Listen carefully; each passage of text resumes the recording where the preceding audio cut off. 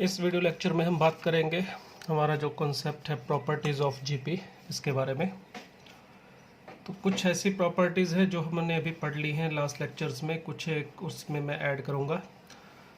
पिछली प्रॉपर्टीज़ भी दोबारा बता रहा हूँ, थोड़ा सा रिमाइंड हो जाएगा और कुछ नहीं है। तो क्या क्या प्रॉपर्टीज़ थी देखिए। सबसे पहली बात तो डेफिनेशन थी हमारे जीपी की। अगर A R square A R cube terms का जो कॉमन रेशियो है वो इक्वल रहता है तो ये जीपी होती है, जिसमें फर्स्ट टर्म है हमारी ए और जो आर है वो होता है हमारा कॉमन रेशियो। ये तो डेफिनेशन थी सिंपल। अब इससे हमें nth टर्म का फार्मूला मिला था जो होगा ए आर पावर n माइनस 1। ये है हमारे पास nth टर्म, या इसको ये भी बोल सकते हैं nth term from beginning. Starting से या बिगनिंग से जो nth टर्म है, फिफ्थ टर्म, सेवन टर्म बोला जाए तो अंडरस्टूड होता है कि स्टार्टिंग से ही बोल रहे हैं। बट अगर इसमें मैं nth टर्म ढूंढना चाहूँ एंड से, मगर उसके लिए पहले मुझे पता होना चाहिए टर्म्स कितनी है। अगर जीपी में हमारे पास ए आर स्क्वायर ये जीपी है और इसमें m टर्म्स है ए आर पावर m माइनस 1, तो ये अगर m टर्म्स के जीपी है तो उस केस में हमें कहा जाए nth टर्म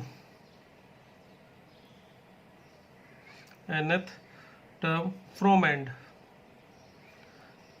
देखिए अगर स्टार्टिंग से nth टर्म चाहिए तो ये फार्मूला है हमारे पास, मगर हमें एंड से nth टर्म चाहिए तो उसके लिए रूल होता है कि nth term from end is equal to m plus 1 minus nth term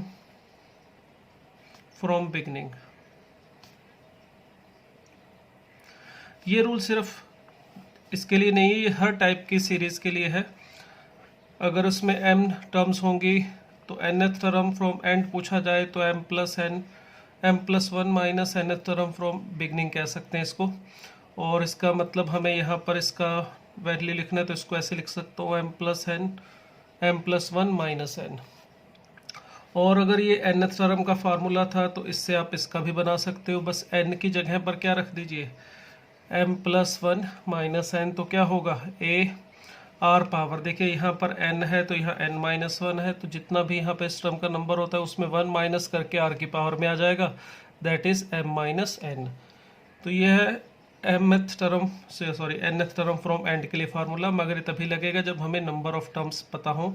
यहाँ पर m नंबर ऑफ टर्म्स है हमारी, तो उसके हिसाब से ये nth टर्म फ्रॉम एंड का आ गया। जैसे हमें जीपी दे दी जाए कोई 2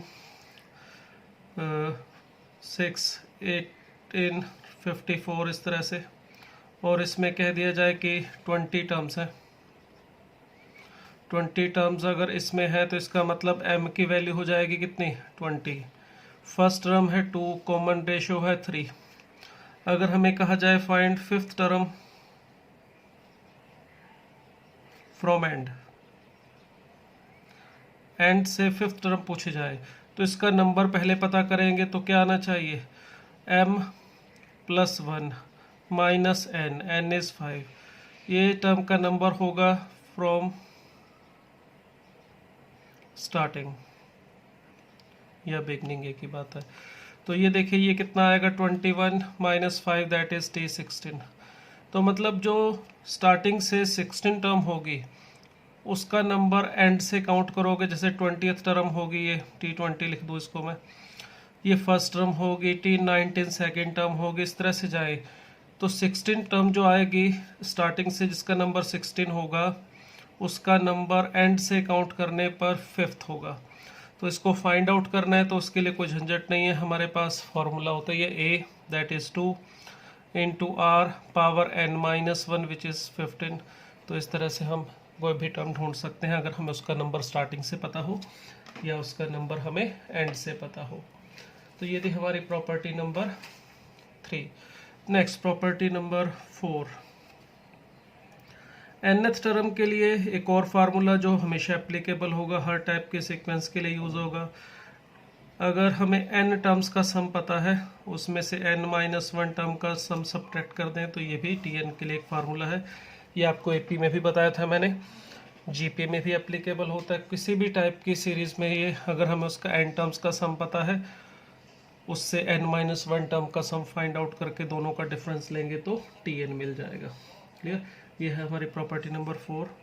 फिफ्थ प्रॉपर्टी हमने की थी Sn के लिए, सम ऑफ n टर्म के लिए। तो इसके लिए रिजल्ट हमने किया था, Sn के लिए फार्मूला किया था। तो ये किसके इक्वल होता है? a into R power n minus 1 upon r minus 1, या इसको चाहो तो लिख सकते हो a into 1 minus R power n upon 1 minus R, कोई फ़र्क नहीं है, दोनों में सेम है। माइनस कॉमन निकाल के ऊपर नीचे से कैंसिल किया गया है, मगर ये ध्यान रखना ये फार्मूला तब काम करता है जब r की वैल्यू 1 नहीं हो, और r की वैल्यू अगर 1 है तो सम के लिए formula n times a। Clear? ये हमारी प्रॉपर्टी नंबर 5। नेक्स्ट प्रॉपर्टी देखिए, प्रॉपर्टी नंबर 6 प्रॉपर्टी में हमने किया था इनफाइनाइट जीपी के सम के लिए फार्मूला, तो वही मैं 6 प्रॉपर्टी में लिख रहा हूँ। S infinite that is a plus A R square and so on up to infinite तक अगर हमें सम फाइंड आउट करना हो तो फार्मूला होगा a upon 1 minus R. But ध्यान रखना है ये फार्मूला सिर्फ और सिर्फ तभी काम करेगा जब r -1 और 1 के बीच में हो, और ये बात बोलने की ज़रूरत नहीं है वैसे कि r 0 नहीं होना चाहिए, अंडरस्टूड होता है जीपी के अंदर r 0 नहीं हो सकता। ठीक है, कोई भी टर्म 0 नहीं हो सकती जीपी में। 7th प्रॉपर्टी जो है हमारी वो है, इससे आगे की प्रॉपर्टी, यहाँ तक की जो बात थी वो तो हमने कर ली थी, सम तक की बात। अब इससे आगे की कुछ एक प्रॉपर्टीज़ हैं जिसके बारे में हम बात करने वाले हैं। तो क्या है नेक्स्ट प्रॉपर्टी? देखिए, नेक्स्ट प्रॉपर्टी है कि अगर 3 टर्म्स है हमारे पास ए बी सी, अगर ये जीपी में है, आर इन जीपी, तो इनमें क्या रिलेशन होगा? तो इसमें सिंपल सा रिलेशन है, B upon A is equal to C upon B, यानी second upon first is equal to third upon second, या इसको क्रॉस मल्टीप्लाई करके लिखें तो B square is equal to ए सी। तो ये एक सिंपल सा रिलेशन है, इसको इफ लिखने की बजाय काम करते हैं, यहाँ पे मैं डबल इम्प्लाइज लगा देता हूँ, यानी इफ एंड ऑन लिफ कर देते हैं। तो अगर 3 टर्म्स एपी में है तो उसके लिए ये रिलेशन हम सीधा यूज़ किया करेंगे। अगर मिडल टर्म का स्क्वायर फर्स्ट और थर्ड के प्रोडक्ट के इक्वल होगा तो हम कह सकते हैं कि वो जो टर्म्स है हमारे पास वो जीपी में है। क्लियर? ये थी हमारी प्रॉपर्टी नंबर 7। नेक्स्ट प्रॉपर्टी देखिए, प्रॉपर्टी नंबर 8। क्या है प्रॉपर्टी नंबर 8? अगर T1, T2, T3 and so on up to Tn, अगर ये टर्म है जीपी में, इन जीपी, देन तो उस केस में क्या क्या इसमें प्रॉपर्टी हम बोल सकते हैं? पहली बात, इन सभी टर्म्स को किसी नॉन ज़ीरो नंबर से, मैंने यहाँ पे मेंशन कर दिया है नॉन ज़ीरो, ध्यान रखेगा। अगर इन सभी टर्म्स को मैं नॉन ज़ीरो नंबर से मल्टीप्लाई कर दूँ, के T2, के T3 और and so on up to K Tn, तो ये भी किस में होंगे? जीपी में। अगर जीपी की सभी टर्म्स को किसी कांस्टेंट से मल्टीप्लाई कर दिया जाए तो भी वो जीपी ही रहती है। ठीक है, रीज़न सिंपल है भाई, A R square, A R cube, ये हमारे पास जीपी है। अगर आप सभी टर्म्स में देखें, कॉमन रेशो जो है हमारा वो है आर। क्लियर?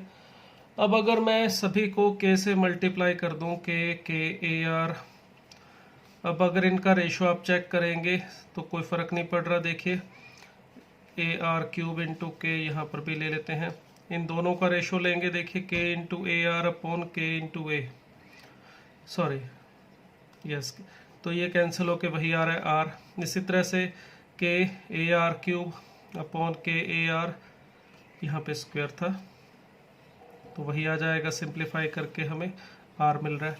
तो इस तरह से किसी कांस्टेंट से मल्टीप्लाई करने पर भी वो जीपी ही रहेगी, कोई दिक्कत नहीं है। ठीक है, मगर मैंने मेंशन किया है कि ज़ीरो नहीं होना चाहिए, उसका कारण सिंपल है, अगर के ज़ीरो होगा तो ये सारी टर्म ज़ीरो हो जाएंगी, तो उसे हम जीपी नहीं बोल सकते, जीपी में कोई भी टर्म ज़ीरो नहीं हो सकती। सेकेंड प्रॉपर्टी, अगर सभी टर्म्स की पावर कर दी जाए, कुछ T1 पावर के, T2 पावर के, T3 की भी पावर के एंड सो ऑन, इस तरह से टी एन पावर के, ये भी जीपी में ही रहेंगे। ठीक है, सबका स्क्वायर कर लीजिए, क्यूब कर लीजिए, जो भी आपकी इच्छा हो, पावर पॉजिटिव नेगेटिव आप कर सकते हैं सभी टर्म्स की, वो जीपी ही रहेगी। इसको भी आप वेरीफाई कर सकते हैं अगर ये जीपी है। अगर आप सभी की पावर के कर देंगे, ये पहली टर्म, ये दूसरी टर्म, ए पावर के आर पावर 2 के मिल जाएगा इस तरह से, तो देखिए ये भी जीपी ही है, चेक कर सकते हैं आप इसको। मगर इसमें जो कॉमन रेशो है वो थोड़ा चेंज हो जाएगा। कॉमन रेशो पहले तो हमारा आर था, मगर अब ये आर पावर के बन जाएगा। अगर सभी टर्म्स को किसी कांस्टेंट से मल्टीप्लाई करेंगे, जीपी तो वही रहेगी, और कॉमन रेशो भी देखिए सेम ही रहा आर, मगर यहाँ कॉमन रेशो में थोड़ा चेंज आ जाएगा, आर पावर के हो जाएगा। नेक्स्ट प्रॉपर्टी है इसी के अंदर नंबर 3, वैसे उसको अलग से लिखने की ज़रूरत नहीं है, वो इसमें आ चुकी है, कि अगर हम सभी टर्म्स का रेसिप्रोकल कर दें 1/T1, 1/T2, 1/T3, जीपी का रेसिप्रोकल करने पर भी जीपी ही मिलती है, कोई फ़र्क नहीं पड़ता। वैसे ये वाली बात इस प्रॉपर्टी में ऑलरेडी आ चुकी है, एक्स्ट्रा लिखने की ज़रूरत नहीं थी। यहाँ पर के की वैल्यू -1 रखूँगा तो यही आ जाएगी। ठीक है, ये हमारी प्रॉपर्टी नंबर 8 में थर्ड। नेक्स्ट प्रॉपर्टी है हमारी नंबर इसी के अंदर ही 4th, ये 8 प्रॉपर्टी का ही 4th पार्ट की बात कर रहा हूँ।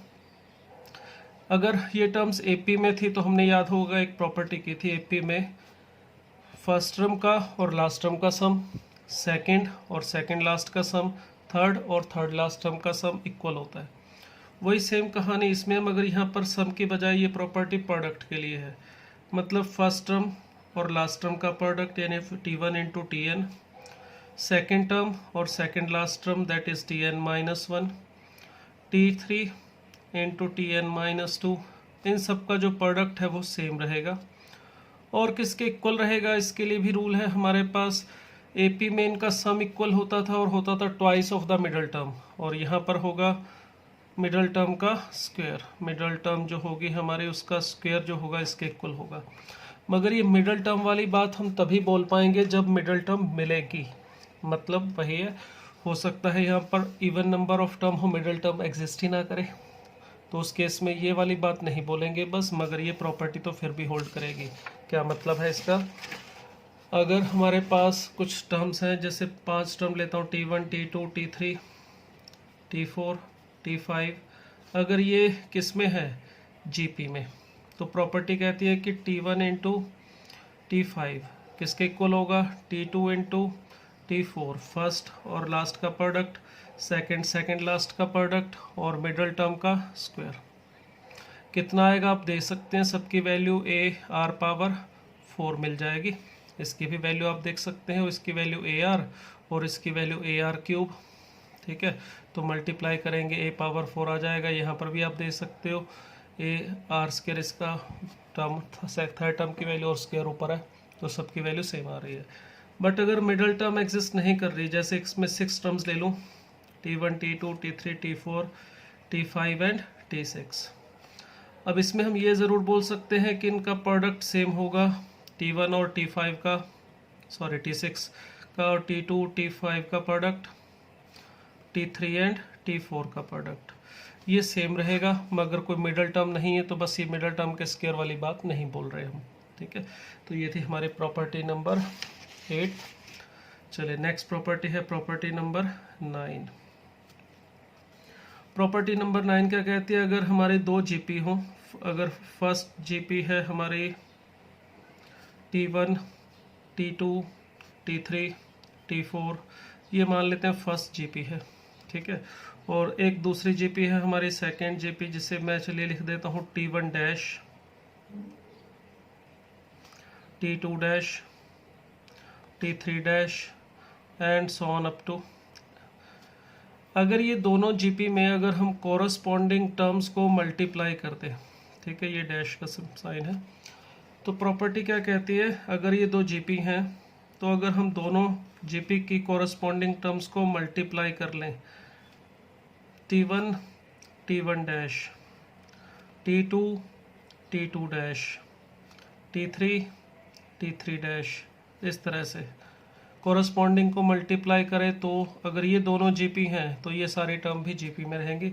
आप मल्टीप्लाई भी कर सकते हो और चाहो तो डिवाइड भी कर सकते हो, T1/T1 dash, T2 bye T2 dash इस तरह से, तो ये भी आपको GP ही मिलेगी। ठीक है, कैसे होगा ये, इसका कारण बहुत सिंपल है, आप देख सकते हैं। अगर इसको मैं ए आर स्क्वायर इस तरह से लिख लूँ, ए आर क्यूब, ये हमारे पास ए पी है फर्स्ट। इसे कैपिटल ए आर इस तरह से लिख लेते हैं। चलिए सेकंड वाली जीपी को, अब अगर हम इनके कोरस्पॉन्डिंग टर्म्स को मल्टीप्लाई करें, देखिए ए कैपिटल ए ये मिलेगा, इसी तरह से यहाँ पर A capital A small A capital A और small R into capital R ये मिलेगा। इसी तरह से यहाँ पर कुछ इस तरह से मिल जाएगा, small R into capital R का स्क्वायर। ठीक है, और नेक्स्ट टर्म अगर हम देखेंगे तो A capital A small R into capital R का क्यूब। तो देखिए इस ऑर्डर में ये टर्म मिलती जाएंगी, ये फर्स्ट, ये सेकंड, ये थर्ड टर्म, ये फोर्थ। हमने इनके कॉरस्पॉन्डिंग टर्म्स को मल्टीप्लाई किया। सब आप चेक कर सकते हो, इन दोनों का रेशो जो है small A capital A small are capital R second upon first, और थर्ड अपॉन सेकंड करके भी देख सकते हैं।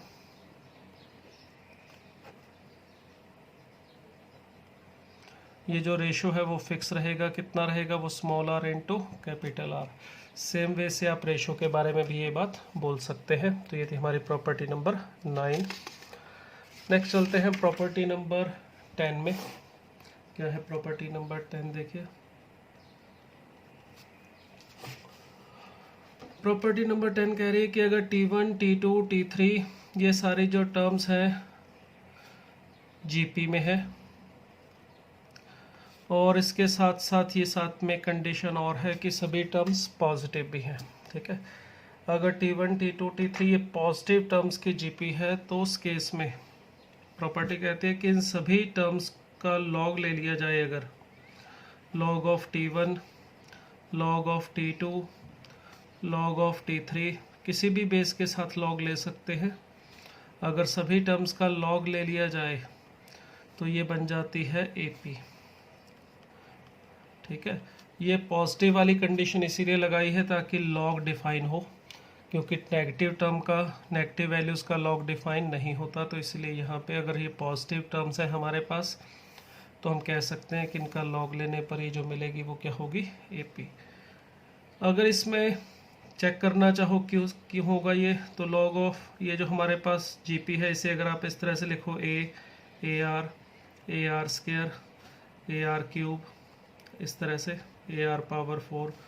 अगर अब आप इनका लॉग लेते हैं, सबका लॉग अप्लाई कर दो, तो ये लॉग है, लॉग ऑफ, मैंने बेस E लिख लिया यहाँ पे, कुछ भी आप बेस लिख सकते हो, ln लिखने का मतलब बेस E है यहाँ पे, A R log of A R square. ये जो टर्म्स हमें मिल रही हैं log of A R cube, ये सारी टर्म किस में है, AP में। क्यों, उसका कारण क्या है, आप देख सकते हैं। इसको तो लॉग ए लिखा रहने देते हैं। इस वाली टर्म को बाय प्रॉपर्टी ऑफ लॉग लिख सकता हूँ log A plus log R. इसको लिख सकते हैं log of A plus log of R square, और स्क्वायर को आगे लिख दे, तो यहाँ पे log ऑफ ए प्लस ये वाली टर्म आ जाएगी 3 log r। तो ये a समझ सकते हो, इसको a प्लस डी, ये a प्लस 2d। तो देखिए ये सारी टर्म जो है, जो भी हमने लिखी log लेके, ये एक AP बना रही है, जिसमें फर्स्ट टर्म जो है AP की वो log ऑफ a आ रही है, और कॉमन डिफरेंस जो आ रहा है वो log ऑफ r मिल रहा है। क्लियर। तो अगर AP के अंदर, सॉरी JP में टर्म्स हो, पॉजिटिव टर्म हो, तो उन सब का अगर हम लॉग ले लें तो बन जाती है AP। तो ये हमारे प्रॉपर्टी नंबर 10। नेक्स्ट देखिए property number 11, sorry property number 11 क्या है भाई, ये प्रॉपर्टी कहती है कि अगर T1, T2, T3, T4 and so on up to ये टर्म्स हैं AP में। अगर टर्म्स किस में है, AP में, अगर इन सभी टर्म्स को किसी सेम पॉजिटिव बेस पे ऊपर रख दिया जाए, एक्सपोनेंट में रख दिया जाए, x power T1, x power T2, x power T3 and so on up to x power Tn, तो ये बन जाएगी GP, R इन GP। ये जो बेस है इसको ध्यान रखना है, ये पॉजिटिव होना चाहिए। बेस नेगेटिव में क्या प्रॉब्लम होगी, अगर थोड़ा कॉम्प्लेक्स नंबर पड़ा है तो उसमें आप जान सकते हो कि अगर बेस नेगेटिव होगा तो उसमें पावर अगर फ्रैक्शन में आएगा तो रियल नंबर भी आ सकता है, इमेजिनरी भी आ सकता है, उसके अलग अलग कुछ वैल्यूज़ भी आ सकती हैं, इसीलिए बहुत सारी पॉसिबिलिटी बनती हैं। मगर अभी हम उसके बारे में बात नहीं करेंगे, अभी सिर्फ इतना ध्यान रखिए कि ये बेस पॉजिटिव होना चाहिए। ठीक है, क्यों होगा उसका रीज़न देख सकते हैं, ए प्लस डी, ए प्लस 2d, ए प्लस 3d, ये है हमारी ए पी। क्लियर। अब अगर मैं सबको x की पावर में लिख दूँ, x power a plus D, x power a plus 2d, x power a plus 3d, इस तरह से, तो ये क्या बन गई है, जीपी। कैसे पता चला जीपी, अगर आप इसमें T2/T1 करके देखें, इन दोनों का रेशो ले, तो x power a plus D upon x power a, देखिए कितना मिल रहा है, x पावर d। इसी तरह से T3/T2 भी चेक कर सकते हैं, x power a plus 2d upon x power a plus D, तो इसको भी सिंप्लीफाई करके देखिए सेम मिल रहा है। इसी तरह से आप T4/T3 भी कर सकते हैं। तो ये कॉमन रेशियो है वो हमारा फिक्स हो गया है, और कितना हो गया है, x पावर d।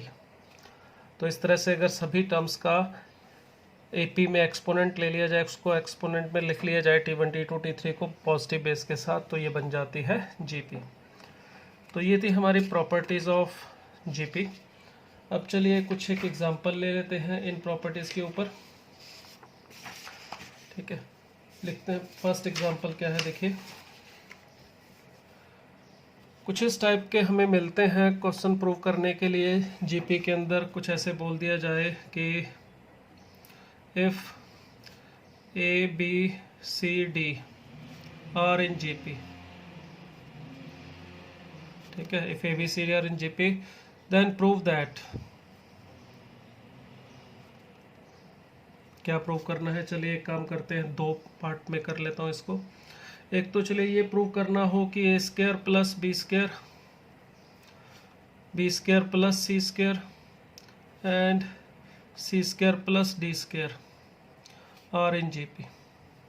ए बी सी डी जीपी में दिए हुए हैं, और इन तीन टर्म्स को हमें प्रूव करना है कि ये भी जीपी में होंगी।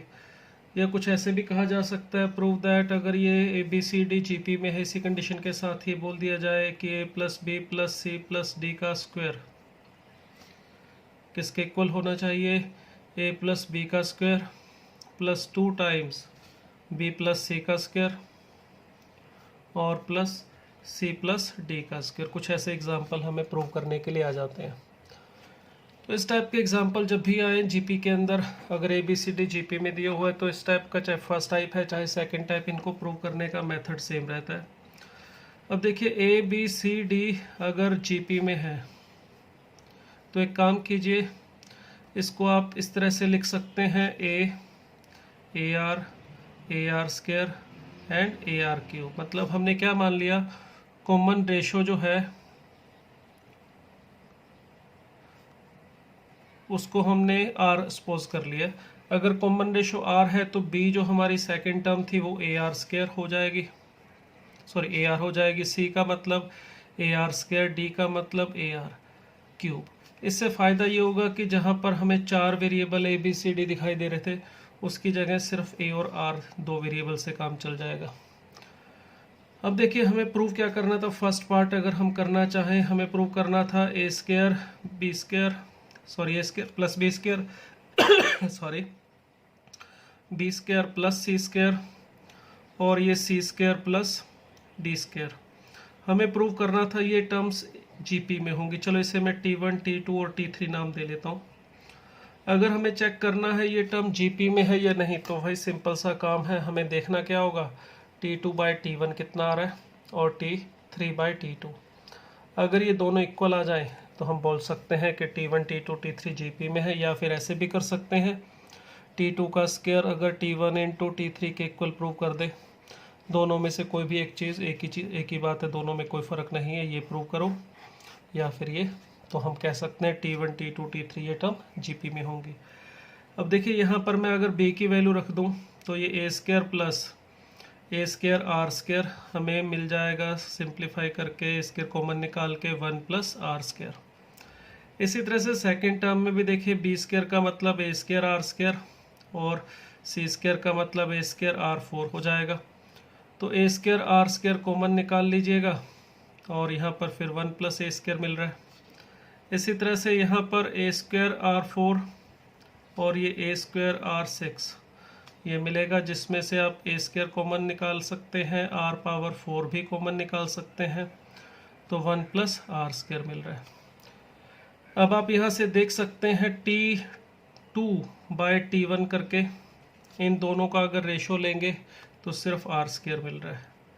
और इसी तरह से अगर आप T3 और T2 का रेशो लेंगे तो भी आपको आर स्क्वायर ही मिल रहा है। तो इससे हम बोल सकते हैं कि जो हमारे पास तीन टर्म थी, ए स्क्वायर प्लस बी स्क्वायर था T1, ठीक है, B square plus C square था T2 और C square plus D square था हमारा T3। इनको हम क्या बोल सकते हैं, are in G P. Clear? तो एक इस तरह से हम इसको कर सकते थे। अब इसका जो सेकंड पार्ट है उसमें भी यही सेम तरीका काम कर सकता है। सेकंड पार्ट में देखिए लेफ्ट हैंड साइड जो है हमारी वो है a plus B plus C plus D whole square. अगर यहाँ पर मैं बी सी डी वगैरह की वैल्यू रख दूँ तो a plus A are square plus A are cube ये मिलेगा, जिसमें से हम a कॉमन निकाल के लिख सकते हैं 1 plus are square plus R cube, square भी आ जाएगा इसके ऊपर। क्लियर? अब देखिए यहाँ पे अगर आप फैक्टराइज करना चाहो, इसमें से आर स्क्वायर कॉमन निकाल के देखेंगे तो हमें मिलेगा a square 1 plus r into plus are square common निकाल के 1 plus are.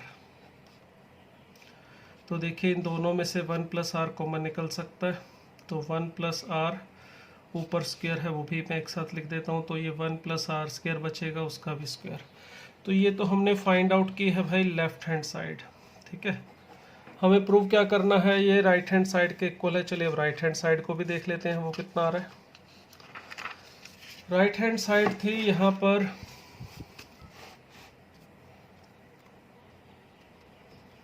a plus B square plus 2 times b plus सी का स्क्वायर प्लस सी प्लस डी का स्क्वायर, ये हमारी राइट हैंड साइड थी। इसमें भी अगर मैं यहाँ पे वैल्यू रख दूँ तो a प्लस बी के वैल्यू ए आर ऊपर स्क्वायर 2 टाइम्स यहाँ पर A R plus A are square ऊपर स्क्वायर एज इट इज़। इसी तरह से यहाँ पर ये प्लस में एज है, यहाँ पर A R square plus A are cube ऊपर स्क्वायर। तो फर्स्ट वाले में देखिए इसको कॉमन निकाल के यहाँ पे लिख सकता हूँ मैं 1 प्लस आर का स्क्वायर 2 टाइम्स, इसमें से आप देख सकते हैं कॉमन निकल रहा है ए और आर भी कॉमन निकल रहा है, ऊपर स्क्वायर भी है, तो ये भी 1 प्लस आर अंदर बचेगा। और इसी तरह से यहाँ पर ए कॉमन निकल जाएगा और आर स्क्वायर बाहर निकलेगा और बचेगा 1 प्लस आर का स्क्वायर। अब आप देख सकते हैं इसमें तीनों में एक तो ए स्क्वायर कॉमन निकाला जा सकता है और एक 1 प्लस आर होल स्क्वायर। यहाँ मिलेगा 1, यहाँ 2 आर स्क्वायर और यहाँ पर आर पावर 4। और ये देखिए ए स्क्वायर 1 प्लस आर का whole square and 1 plus are square का होल स्क्वायर, ये जो है परफेक्ट स्क्वायर बन गया है इसका। और यही देखिए हमारी लेफ़्ट हैंड साइड थी, आप चेक कर सकते हैं। ये देखिए हमने left hand side find out की थी जो आ रही थी ए square 1 plus r whole square 1 plus are square का स्क्वायर। तो इस तरह से ये भी हमारा प्रूव हो गया है। ठीक है, तो ये इस टाइप के एग्जांपल हम जब करना है तो इस तरह से इस प्रॉपर्टी से कर सकते हैं। चलिए एक और एग्जांपल ले रहे हैं। इसमें देखिए क्या है हमें दिया हुआ, if A, B, C are in GP and A power 1 by x is equal to B power 1 by y is equal to C power 1 by z, ये इक्वल दिया हुआ है, then prove that X Y Z are in A P. ठीक है, इसको मैंने subjective बना के लिख दिया। प्रूव करना है एक्स वाई जेड किस में है, ए पी में। यही जो प्रश्न है ऑब्जेक्टिव में पूछा जाए तो ऐसे पूछ सकते हैं, then X Y Z are in, option में डाल दिया जाए ए पी या जी पी या कोई और रिलेशन एक्स वाई जेड में हमें दे दिया जाए। हमें चेक करना हो कि कौन सा रिलेशन एक्स वाई जेड में आ रहा है वो सही है। तो इसके लिए देखिए किस तरह से करेंगे। सबसे पहली बात, हमें गिवन क्या है, हमें गिवन है यहाँ पर ए बी सी किस में है, जीपी में। अगर जीपी में है तो आप इसको दो तरह से कर सकते हो, या तो B square is equal to A c से कर सकते हो, ऐसे लिख लो, या फिर हम इसको ए बी सी को इस तरह से भी लिख सकते हैं, ए आर स्क्वायर, जैसे अभी लास्ट एग्जाम्पल में किया था। ठीक है, ए बी सी ये जो हमारे पास टर्म्स है जीपी में 3 की बजाय 2 से काम हो जाएगा अगर मैं बी की जगह ए आर और सी की जगह ए आर स्क्वायर लिख दो।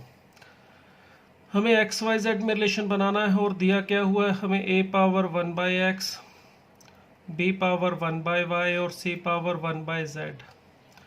तो यहाँ पर हम पहले तो इस एक्स वाई जेड को नीचे लाने की कोशिश करते हैं। उसके लिए देखिए, मैं अगर इसे लैम्डा के इक्वल ले लेता हूँ, अब अगर मैं इन दोनों को लेता हूँ तो देखिए ये 1 बाई एक्स है, इसका इधर ला के ए की वैल्यू लिख सकता हूँ मैं लैम्डा पावर एक्स। बी की वैल्यू इसी तरह से इन दोनों को लेके क्या बन सकती है, लैम्डा पावर वाई, और सी की वैल्यू इन दोनों को लेंगे तो क्या मिल जाएगी, लैम्डा पावर जेड। अब अगर मैं इस रिलेशन का यूज़ करूँ b square is equal to ए सी, तो देखिए बी का स्क्वायर मतलब लैम्डा पावर 2y, ए सी का मतलब lambda power x into lambda power z। अब देखिए बेस सेम है तो इसका मतलब पावर क्या हो जानी चाहिए, ऐड, तो lambda power x plus Z. Base same है तो पावर को इक्वेट करके क्या लिख सकते हैं, 2y is equal to X plus Z. तो इस तरह से हम कह सकते हैं कि जो नंबर है हमारे तीनों एक्स वाई जेड वो किस में है, जीपी में। क्लियर। तो इस तरह से हम इसको जीपी में प्रूव कर सकते हैं। एक और एग्जांपल लेते हैं, चलिए छोटा सा।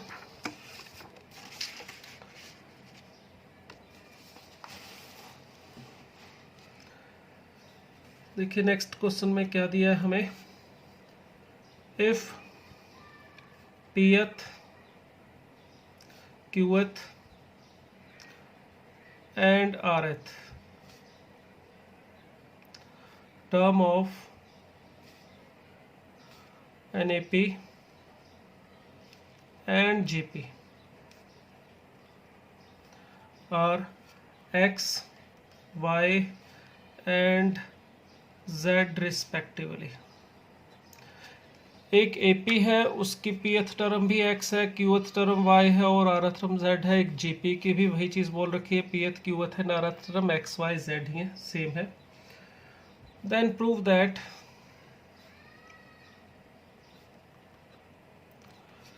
x power y minus z into Y power z minus x into z power x minus Y is equal to 1। ये प्रूव दैट के फॉर्म में मैंने लिख दिया। ऑब्जेक्टिव में आ जाए तो फाइंड द वैल्यू ऑफ, ऐसे कुछ न्यूमेरिकल वैल्यूज ऑप्शन में दे जा सकती हैं, 0 1 2 -1 ऐसे समथिंग कुछ इस टाइप के। तो फिर हमें देखना हो सकता है कि किसके इक्वल आ रहा है। तो अभी तो हमने ऑब्जेक्टिव में लिख लिया इसको। तो देखिए किस तरह से इसको करेंगे सॉल्यूशन इसका। सबसे पहले देखिए हमें क्या दिया हुआ है, एक पीएथ टर्म है एपी की, मगर वो एपी के बारे में हमें कुछ नहीं दिया है। तो एपी की कोई भी टर्म चाहिए हो तो हमें उसका ए फर्स्ट टर्म और कॉमन डिफरेंस पता होना चाहिए। तो मान लेता हूँ ए जो है हमारे पास वो क्या है, first term of AP, AP की फर्स्ट टर्म है, और डी जो है हमारा वो मान लेते हैं कॉमन डिफरेंस है एपी का। तो इसका मतलब हम अगर पीएथ टर्म लिखना चाहें एपी की तो ये होनी चाहिए क्या, a plus p minus 1 into d, मगर इसने दिया हुआ ये एक्स है। इसी तरह से क्यूएथ टर्म हम लिखना चाहें तो a plus q minus 1 into d, और ये हमें वाई गिवन है। और आरएथ टर्म जो है वो a plus R minus one into D होनी चाहिए, और ये हमें इसने बोल रखा है z। क्लियर। मगर यही pth qth और rth टर्म किसी gp की भी है। कौन सी gp वो हमें नहीं बता रखे, तो हम क्या करते हैं, कैपिटल ए मान लेता हूँ फर्स्ट टर्म ऑफ जीपी। जिस भी जीपी की ये बात कर रहे हैं, जिस जीपी की pth qth है rth टर्म है, उसका जो भी फर्स्ट टर्म होगा उसको मैंने कैपिटल ए लिख लिया, क्योंकि यहाँ स्मॉल ए हमने इसको नाम दे दिया था। कैपिटल आर मान लेता हूं मैं कॉमन रेशो,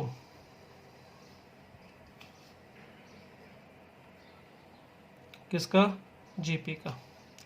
तो अगर फर्स्ट टर्म जीपी की हमने कैपिटल ए, कॉमन रेशो हमने कैपिटल आर लिया है, तो इसका मतलब उस जीपी की pth टर्म होनी चाहिए A R power p minus one, मगर हमें वो pth टर्म x ही दे रखी है। इसी तरह से A R power q minus one ये qth टर्म होनी चाहिए, which is equal to y, और z हमारा होना चाहिए A R power r minus one. Clear. तो ये x y z की ही दो दो वैल्यूज हमारे पास है। अब हमें जो प्रूव करना है उसमें देखिए ध्यान से, नीचे भी x y z है और पावर में x minus Y, Y minus Z, Z minus X है। तो इसमें थोड़ा सा जो तरीका है काम करने का, सॉल्व करने का, इसकी वैल्यू ढूंढने का, उसको समझिए। हमें यहाँ पे y minus Z, Z minus X, X minus Y की ज़रूरत पड़ेगी। तो कहाँ से ढूंढना चाहिए, इनका डिफरेंस लेके या इनका डिफरेंस लेके, क्योंकि x माइनस वाई करूँगा यहाँ से भी मुझे कुछ मिल सकता है, यहाँ से भी मिल सकता है, मगर देखना है कि किससे आसान चीज़ मिलती है, जो हम यहाँ पे पावर में रखें तो हमें हेल्पफुल रहे। अगर मैं इन दोनों से x माइनस वाई ढूंढना चाहूँ AP वाली टर्म से, तो x माइनस वाई है यहाँ पे, सॉरी हमारे पास x माइनस वाई भी है, y माइनस जेड भी और z माइनस एक्स भी, तीनों ढूंढ लेता हूँ। x माइनस वाई अगर मैं यहाँ से ढूंढूँ तो p minus q into d मिल रहा है। इसी तरह से y माइनस जेड जो है वो हमें q minus R into D मिलेगा। ये हम ढूंढ रहे हैं यहाँ से AP से, AP का टर्म्स का डिफरेंस लेके। और इसी तरह से z माइनस एक्स की वैल्यू देखें तो ये हमें r minus p into d मिल रही है, जो कि आसान है अगर मैं यहाँ से सब्ट्रैक्ट करूँ उसके कंपैरिजन में, क्योंकि यहाँ से सब्ट्रैक्ट करूँगा तो एक कॉमन निकाल के r की power p minus one, R power q minus one, कुछ इस फॉर्म में मिलेगा। अब अगर हमें यहाँ पे वैल्यू ढूंढनी है x power y minus Z, y power z minus X और z power x minus Y की। अब यहाँ पे ध्यान से देखिए, हम चाह रहे हैं कि ज़ीरो आ जाए, सॉरी 1 आ जाए। 1 तो ये तभी आ सकता है जब यहाँ पे बेस सेम बन जाए और मैं पावर इकट्ठा करूँ, किसी बेस में ऊपर पावर 0 आ जाए तो इसकी वैल्यू 1 बन सकती है। मल्टीप्लाई में है इसलिए ऐसा सोच रहे हैं, अगर एडिशन सब्ट्रैक्शन में होता तो एक पॉजिटिव और एक नेगेटिव बनाने की कोशिश करते। अब अगर यहाँ पे हम इसको ऐसा बनाने की कोशिश करेंगे तो हम चाह रहे हैं कि बेस सेम बने, तो उसके लिए हम ये एक्स वाई जेड की वैल्यू नीचे बेस में यूज़ करेंगे। एक्स की वैल्यू ए R power P minus one, और ऊपर जो पावर थी हमारी y माइनस जेड, उसकी वैल्यू यहाँ से जो हम ले रहे थे वो करेंगे use, p minus q into D. इसी तरह से y पावर y अब यहाँ से रखे बेस में a r power q minus one, और इसकी पावर थी z माइनस एक्स, तो यहाँ से z माइनस एक्स की value r minus p into D. And the last term z की वैल्यू रखेंगे a r power r minus one, और पावर इसकी कितनी होगी x माइनस वाई, जो कि है p minus q into D. Clear.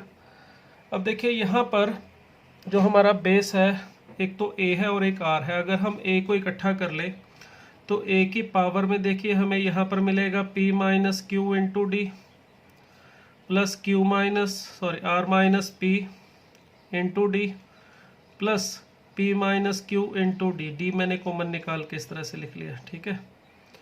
अब देखिए r की पावर में हमें यहाँ से क्या मिलेगा, जब ये इसके साथ मल्टीप्लाई होगा तो r की पावर में हमें मिल जाएगा p minus one into, sorry यहाँ पर हमारे पास बेस में x था और x में यहाँ पे p माइनस वन, तो ठीक है, मगर पावर में यहाँ पर कितना था y माइनस जेड, तो y माइनस जेड के लिए यहाँ पर q माइनस r था।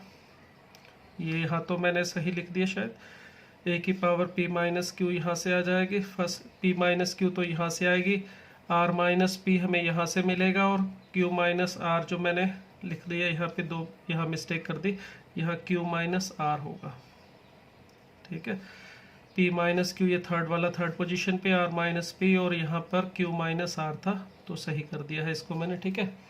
इसी तरह से यहाँ पर भी P minus one into Q minus R और साथ में D आएगा, वो मैंने इकट्ठा करके बाहर लिख दिया। यहाँ पर इसी तरह से Q माइनस वन के साथ मल्टीप्लाई में आएगा R माइनस पी, और R माइनस वन के साथ मल्टीप्लाई में आ रहा है P माइनस क्यू, और D बाहर लिख लिया हमने। अब आप देख सकते हैं यहाँ पर plus Q plus P plus R and minus R cancel होके ए की पावर 0 मिल रहा है। इसी तरह से आप इनको भी सिंप्लीफाई करके देखेंगे तो आर की पावर भी यहाँ पे आपको 0 ही मिलेगा। तो इस तरह से इसकी वैल्यू कितनी आ जाएगी, 1, ठीक है। तो ये आप थोड़ा सिंप्लीफाई करके खुद देख सकते हैं, सिंपल सा काम है, कोई मुश्किल नहीं है।